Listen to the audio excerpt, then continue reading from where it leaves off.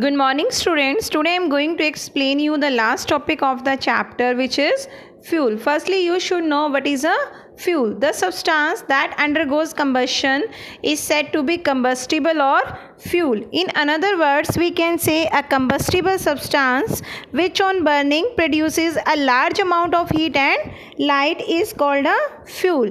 Some commonly used fuels are wood, coal, liquefied petroleum gas, which is also called LPG, which you use in your kitchen. In the same way, petrol, diesel, kerosene, all these are the fuels or the combustible substances. We can classify the fuel into three categories: solid fuel, liquid fuel and gaseous fuels.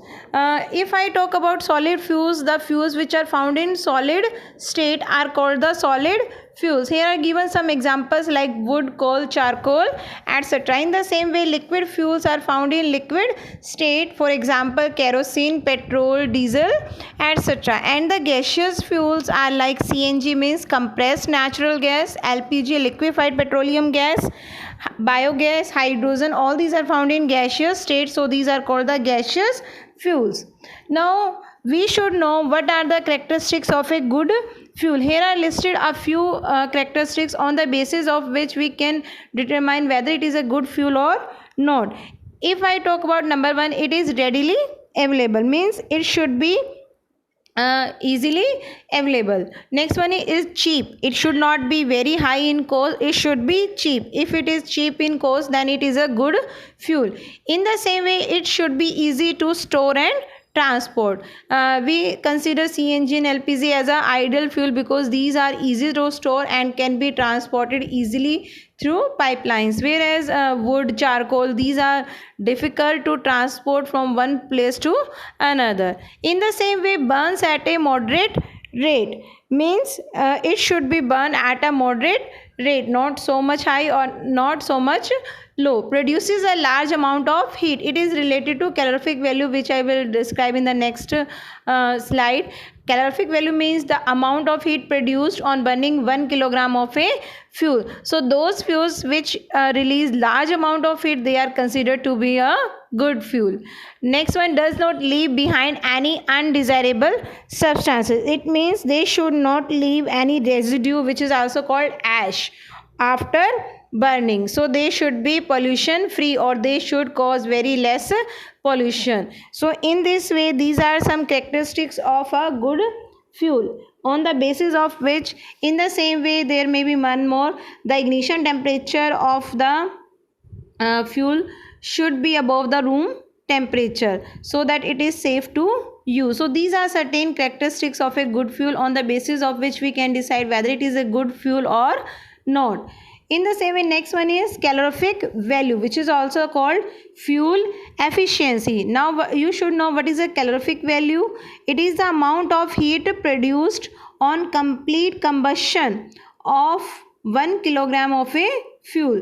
Means we take 1 kilogram of different fuels, and those fuels which release more heat, or we can say more energy, they are said to be good fuel, or we can say ideal fuel. Here is listed the calorific value of some fuels. The unit of the calorific value is kilojoule per kilogram, means on burning how much kilogram they produce, how much kilojoule of heat energy. Here is given a list like cow dung cake produces 6000 to 8000 kilojoule per kilogram. According to list, we can say hydrogen is having the highest calorific value, so it is a good fuel. But there is one problem with the use of hydrogen, that it is highly inflammable. Inflammable means it catches fire very rapidly. So on the basis of this table, we come to know that CNG, LPG, these are very ideal fuel, or we can say good fuel, because they are having the high calorific value. They do not produce any residue or after burning. They are pollution free. That's why we should prefer CNG in vehicles and LPG in the kitchen. So these are called the ideal fuel, and calorific value is the amount of heat produced on burning 1 kilogram of a fuel. Now there are certain harmful effects of these burning of these fuels on the environment. There are certain fuels which are very very harmful for the environment, like number one is given fuels like wood, coal, petroleum. All these release unburned carbon particles which cause respiratory problems like asthma. All carbon containing fuels such as wood, coal, petrol, diesel, kerosene, etc., all these produce certain gases like carbon dioxide on complete combustion, carbon monoxide on incomplete combustion, as written in second point, which is a very poisonous gas. In the same way they produce oxides of nitrogen. In the same way they produce oxides of sulfur, and these are very very harmful gases, and they may cause many respiratory problems. In the same way, in second point, there is given incomplete combustion of fuels. Whenever there is sufficient amount of oxygen available in the air, the fuels undergo complete combustion. But if the amount of oxygen is not sufficient, the fuels undergo incomplete combustion, and due to incomplete combustion of fuels, carbon monoxide gas is released. This carbon monoxide gas combined with the hemoglobin of the blood and is transported to the whole body. In this way it may cause suffocation, which may ultimately cause the death of the person. So carbon monoxide gas is very very harmful gas which is released due to incomplete combustion of these fuels. In the same way, burning of most fuels release carbon dioxide gas. These fuels also produce carbon dioxide on complete combustion. This is also very harmful gas. If the amount of carbon dioxide gas in the air rises, it causes greenhouse effect, and greenhouse effect leads to global warming. Due to global warming, the temperature of the earth will rise, and it will ultimately cause melting of polar ice, rise in sea level, and flooding of the coastal areas. Means the areas which are present around the sea, they will be flooded. So this carbon dioxide is also very harmful in large amount in the air. In the same way, burning of coal and petroleum releases certain harmful gases like sulfur dioxide, nitrogen dioxide, which when dissolved in rainwater they form the acid rain. This acid rain is very very harmful rain.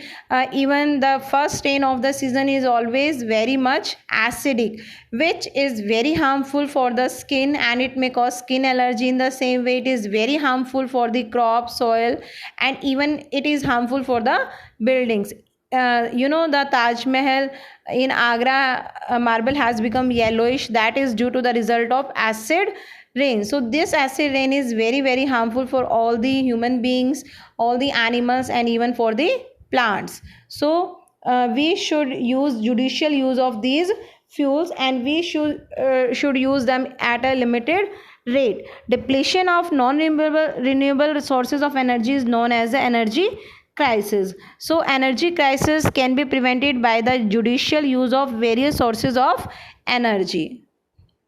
Thank you very much.